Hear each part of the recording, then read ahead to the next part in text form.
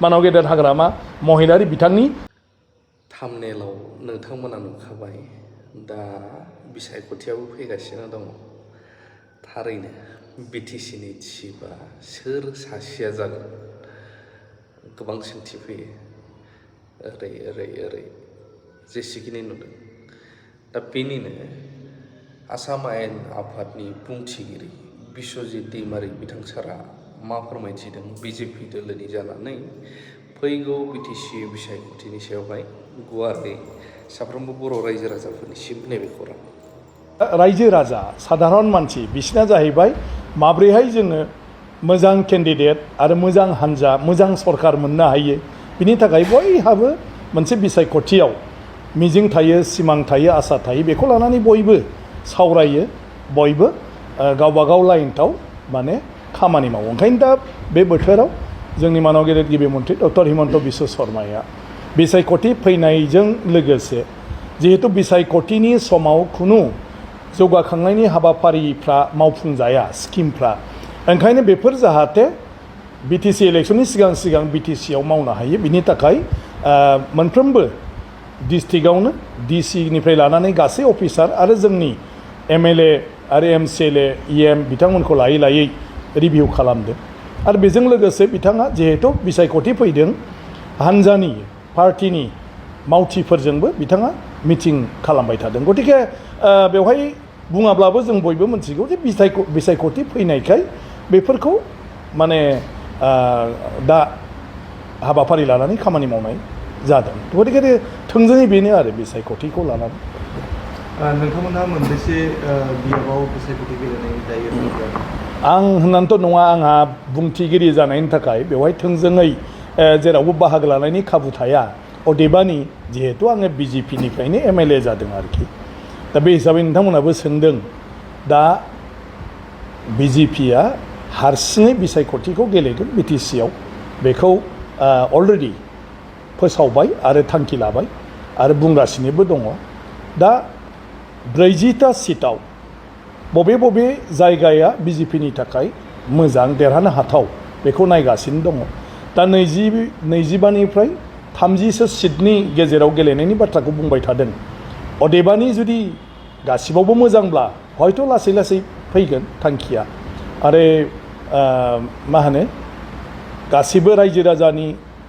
साननाय हनाय गासिबो रायजो राजाफोरनि सानफ्रोमबोनि जिउआव सौग्रावनाय माखासे जेंना रायजोफ्रा मा लुबैयो मा जानानै दं बेफोरखौबो मोनथिनो थाखाय आरो बिजेपि राजखान्थि हान्जानि माने मावथिफ्रा बबे जायगायाव बिसिबां दं माब्रै दं बिसायख'थि गेलेनो हाथाव नंगौना नङा बेफोरखौबो नायनो थाखाय दा बिजेपि हान्जानिफ्राय साफा मानसिखौ बिबान होनानै मोनफ्रोमबो बिटिसिनि समस्थियाव थिसननाय जादों गतिके बे हिसाबै बेनि गासै रिपर्टआ फैखांनायनि उनावसो बिजेपिया माने थांखिखौ लागोन जे बेसेबांथा समस्थियाव आरो बबे समस्थियाव बिसायख'थिखौ गेलेगोन राजखान्थियाथ' राजखान्थियानो बेबायदि साननाया थाखागोन बयनावबो बयबोथ' मोनबा लुबैयो जे गावनि लुबैनाय गावनि हास्थायनाय हान्जायानो सरकार जाथों अदेबानि राजखान्थिया राजखान्थि बिसायख'थिया बिसायख'थि बेवहाय रायजोनि भटआसो माने मोनसे माबाखौ होगोन मा होनो थांखिखौ होगोन बा फिथाइखौ होगोन जे रायजो राजाया सोरखौ मानि थाखाय मा जाहोननि थाखाय सायख'यो बिनि सायावसो आरोखि ओमफ्राय राजखान्थि हान्जायाव खुनु हारि थाया आरो राजखान्थि हान्जायाव खुनु रिजनेल बा स्टेट रिजनेल जोंनाथ' दा काउन्सिल रिजनेल इउपिपिएल आरो बिपिएफआ बिदि होननानै साननानै लानाय जायो जे बड'लेण्डनि जायगानिनो राजखान्थि हान्जा थिग बेबायदिनो एजिपिखौ साननाय जायो कि बियो आसामनि मोनसे ओनसोलारि राजखान्थि हान्जा बाखि हान्जाफोरखौ राष्ट्रीय होननानै जायखौ बुङो बे हादोर नाङै मोनसे हान्जा गतिके जोंनि जिथु संबिजित बे संबिजिताव राजखान्थि हान्जा बयबो दानो हायो मात्र राजखान्थि हान्जाया गावबागावसो थांखि लायो जे सोरनि खामानि मावनायनि एलेकाया रायजोनि गेजेराव ना हादोरनि गेजेराव अदेबानि नोङो रिजनेल पार्टिब्लाबो नोंबो दस्रायावबो इलेक्सन गेलेनायाव पार्टिसिपेट खालामनो हायो बेयाव जेबो बादा गैया ओंखायनो बड'लेण्डआ मोनसे खुंथायारि मोनसे बेबस्था आरोखि एडमिनिस्ट्रेटिभ मोनसे बियो मा होनो एरेन्जमेन्ट बा मा होनो एलेका गतिके बे एडमिनिस्ट्रेसनखौ सालायनो थाखाय हादोर एबा रायजोआव जि खान्थिजों सालायो बिसायख'थि फाथिनानै बिजाथि बेवहाय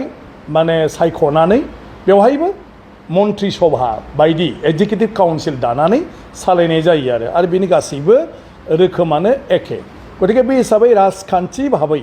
रायजोनि बिसायख'थियाव जेरैबायदि बा हादोरनि बिसायख'थियाव जेरैबायदि बड'लेण्डनि बिसायख'थियाव बे एखे रोखोमनि आरो बेयाव जेबो फाराग गैया आरो मानसियाथ' बेनो बे राष्ट्रीय हान्जाबाबो बड'लेण्डनि मानसियासो बेवहाय भट गेलेगोन खालि पार्टिनि नामाल' बिजेपि जागोन नाथाय मानसिया बड'लेण्डनिनो जाजोबगोन गासिबो आरोखि आरो बड'लेण्डनि थाखायनो बिसोरो पलिसि लानांगोन खामानि मावनांगोन आरो बड'लेण्डनि मानसियानो भट होनानै बिसोरखौ माने देरहाहोनांगोन होमब्लासो सरकारखौ दानो होगोन ओंखायनो जेबो फाराग गैया ओमफ्राय गासै पार्टिनि थांखियानो जाहैबाय हादोरनि आरो माने नोगोरारिफोरनि थाखाय खामानि मावनाय थिग बिदिनो बिटिसिनि आरो बड'लेण्डनि नोगोरारिफोरनि थाखाय खामानि मावनाय खुनु मोनसे हारिनि थाखाय नङा जों जुदिअ दिनै बिपिएफ आरो इउपिपिएलखौ बर'नि पार्टि बर'नि थाखाय बर'नि होननानै सानोब्लाबो बेवहायबो बे पार्टिनि एजेन्डाया गुबुन गुबुन हारिफोरखौबो माबोरैहाय जौगाखांहोनो हायो बेनो दिनैहाय भिजन डकुमेन्ट्सनि गेजेरजों इउपिपिएल हान्जाया गासै बिटिसिआव रायजो जानाय गुबुन गुबुन हारिफोरखौ बिसोरनि राव हारिमु बिसोरनि सिनायथिखौ बोरै गोजोर खालामनो हायो आरो बिसोरनि मोनथायफोरखौ बोरै मोनहोनो हायो बिसोरनोबो माबोरैहाय फ्राय लानानै बायदिसिना खेथ्रआव खामानि मावनानै होनो हायो बेखौ दिनै इउपिपिएलआ जुदिअ बेखौ बर' पार्टि होनबाय थादोंब्लाबो बर'नि अनगा 25 हारि माहारिनि थाखाय दिनैहाय हाबाफारि लादों ओंखायनो राजखान्थियाव बे जेबो गैया दिनै मानाव गेदेर हाग्रामा महिलारि बा बिथाङा दैदेननाय बिपिएफ हान्जायाबो गुबुन गुबुन हारिफोरनि जौगाथायनि थाखाय बाथ्रा बुंबाय थादों आरो दिनै ओंखायनो बिजेपिआबो एखे बिजेपिआ बुंदों बड'लेण्डनि गासै हारि माहारिनि थाखाय आरो बिजेपिआ बर'नि थाखायबो स्पेसियेलि खामानि मावगोन बर'नि जिथु गोरोबथा बेखौ गासिबखौबो हांखोयै हांखो जि लिरनाय दं बेखौ मावफुंजोबगोन खारन बिजेपि सरकारानो बिटिसिनि मोजांनि थाखाय बिटिसिआव सान्थि गोजोननि थाखाय आरो बिटिसिनि बर'फ्रा हास्थायनाय बायदियै बेखिनि खामानिखौ बेवहाय मावनो दिनै गोरोबथा खालामदों 1903 मायथाइयाव बिटिसि गोरोबथा आरो 2020 मायथाइयाव बिटिआर गोरोबथा आरो बे गासै गोरोबथाखौनो बिजेपिआ खालामनाय जादों जाहाथे बिटिसि ओनसोल आरो बिटिसिनि नोगोरारिफ्रा गासिबो हादोरनि गुबुन गुबुन जायगानि बायदि बिसोरबो जौगासारनो हायो ओंखायनो बिजेपिआ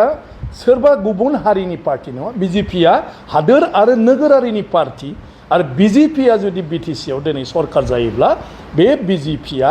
बिटिसिनि नोगोरारिजों लोगोसे बर'फोरनि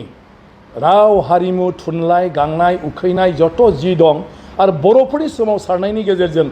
जेफोर बाथ्राखौ सरकारा होदों बे गासैखौबो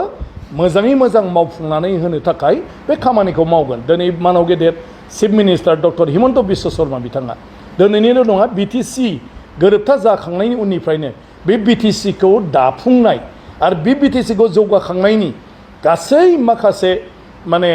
हाबाफारिफोरखौ बिथाङानो मावफुंबोजोबदों अब्ला बिथाङा मालाबाबो बर' पार्टिनि सोद्रोमा नङा दिनै बिटिसिनि सेक्रेटारियेटखौ गासै डिपार्टमेन्टफोरखौनो बेवहाय अफिसार हरजोबनानै पस्ट सेंसन खालामजोबनानै इस्टाब्लिश खालामनायनि गुदियाव हिमन्त बिश्व शर्मा खारन आं गावनो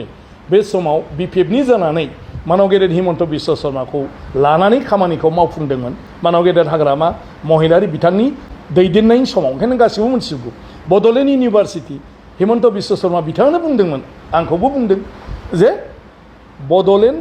इउनिभारसिटिया सिगां क'क्राझार इउनिभारसिटि केम्पासमोन माने गुवाहाटी इउनिभारसिटिनि बेखौ इउनिभारसिटि खालामबा बेसेबां मोजां जागोन बेखौ खालामसै नामा खालामनो हाबाथ' बिराद मोजां बेनि उनाव लोगो लोगो बड'लेण्ड इउनिभारसिटिखौ हिमन्त बिश्व शर्माया खालामदों खुनु दाबि गैयाजासे खारन जोंनि दाबिया सेन्ट्रेल इउनिभारसिटिमोन बिनि जुनै जोंनो सेन्ट्रेल इन्सटिटिउट अफ टेक्न'लजि होदों आरो बेखौबो जोङो अलरेडि मावफुंदों